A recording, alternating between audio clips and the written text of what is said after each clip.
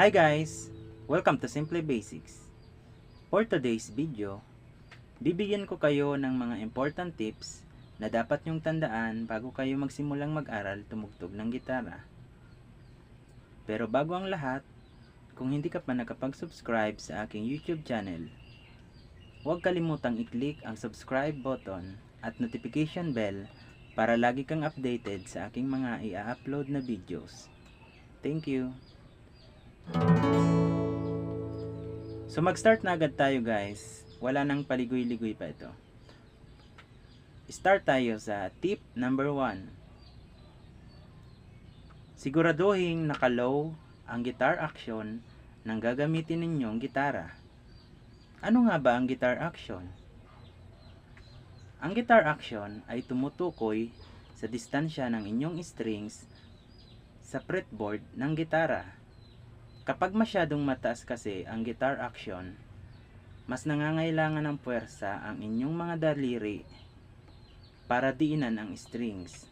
Kaya mas mabilis nasasakit at mangangalay ang inyong kamay. Samantalang kung naka-low action ay mas madali at relax ang pagdiin ng strings. So yun ang kaibahan guys ng low action at high action ng gitara. Kaya siguraduhin yung naka-low action yung guitar na gagamitin nyo para hindi kayo gaanong masaktan. Yung kamay nyo pala. So yun ang ating tip number 1. Then proceed na tayo sa tip number 2. Tip number 2. Siguraduhin nasa tono ang inyong gitara. Naman, kapag hindi nasa tono ang inyong gitara, ay siguradong mahihirapan kayong makuha ang mga chords at magdudulot ito ng kalituhan. Maaari kayong bumili ng tuner sa guitar shop o di kaya sa online shop gaya ng Shopee at Lazada. Kung ayaw nyo namang bumili o magastusan dahil medyo kuripot kayo, joke lang, pwede din naman kayong mag-download ng Guitar Tuner app sa Play Store. Libre lang naman yung pag-download. So yun guys. Dalawang tip na yung ating nabibigay. Tip number 1, siguraduhin naka-low action ang inyong gitara. Tip number 2, siguraduhin nasa tono ang inyong gitara. Then, proceed na tayo sa tip number 3. Tip number 3. Simulan mo ng pag-aralan ang mga madadaling chords gaya ng E minor, E minor, D,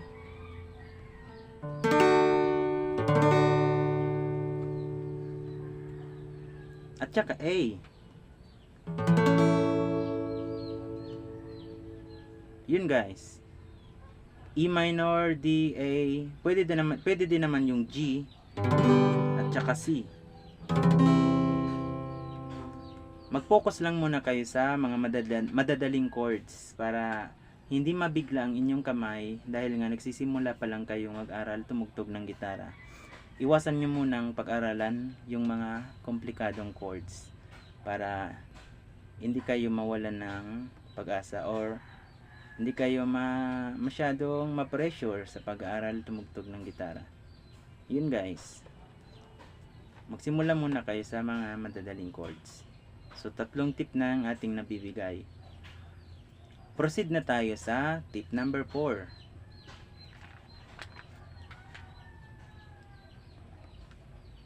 Tip number 4. Bago magsimula, dapat munang mag-warm up ng inyong mga daliri, especially sa kaliwang kamay. Ito ating mahiwagang kaliwang kamay. Bakit nga ba? Makakatulong kasi ito para maiwasang magkaroon ng injury or magdulot ng sobrang pananakit ng ating mga daliri. Yun guys. So, anong warm up nga ba yung dapat nyong gawin sa kaliwang kamay bago kayo magsimulang tumugtog ng gitara? Mga simple warm up lang guys. Katulad nito. Close open, close open. Parang warm up na din kasi to guys. And then yung ganyan guys. Ganituhin nyo lang siya. Ganyan. Kahit mga 10 seconds lang bawat daliri. Ganyan, stretch nyo lang siyang ganyan, stretch. Then, ito naman. Then, ito. Then, so on. Then, pisil-pisilin nyo guys yung muscle nyo sa inyong kamay. Ganyan. And then, ganito nyo. Warm up lang guys. Then, para hindi mabigla yung kaliwang kamay nyo. Kasi, ito talaga kasing kaliwang kamay ang mas nangangailangan ng pwersa. Kasi ito yung nagdidiin ng mga chords. Kumpara dito sa ating kanang kamay, hindi naman siya masyadong nangangailangan ng efforts. Puro lang kasi ito strumming. And then may guide naman siyang pick. Ang pangit ng pick ko. Ginawa ko lang kasi ito guys sa roller. Pagpasensya niya na. For sample lang naman. May guide naman siyang pick. Kaya hindi naman siya masyadong nasasaktan yung kanang kamay natin sa ating pagtugtog ng gitara. Ito talagang kaliwang kamay ang nangangailangan ng stretching. Kahit mga 5 minutes, ganun guys na warm up, pwede na yon para maiwasan natin yung injury or pananakit ng kamay. So, 4 na tip na guys ang ating nabibigay. Proceed na tayo sa last but not the least na tip na aking ibibigay. Tip number 5.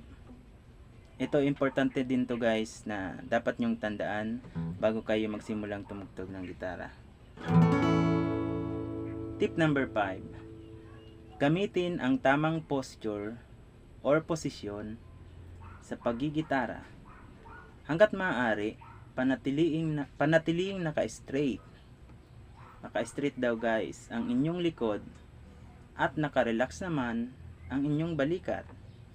Paano ba yung relax? Yung parang wala kang masyadong nilalagay na pressure sa inyong balikat.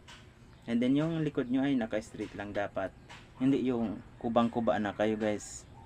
Kasi mga 10 minutes lang yun, mga 30 minutes lang ng gigitara kayo ay mananakit na agad yung likod nyo. Kaya dapat naka-straight lang yung inyong likod. And then naka-relax lang ang inyong balikat. Makakatulong ito para maiwasan ang pananakit ng likod at balakang. Yun guys. Para maiwasan din natin yung pananakit ng likod at balakang. Kung yung tip number 4 ay yung maiwasan yung pananakit ng kamay, especially sa kaliwang kamay natin. Yun namang tip number 5 ay para maiwasan yung pananakit ng ating likod at saka balakang. So yun guys. Yung 5 tip, 5 important tips na kailangan nyong tandaan bago kayo magsimulang tumugtog o bago kayo magsimulang mag-aral tumugtog ng gitara. Ulitin natin, tip number 1.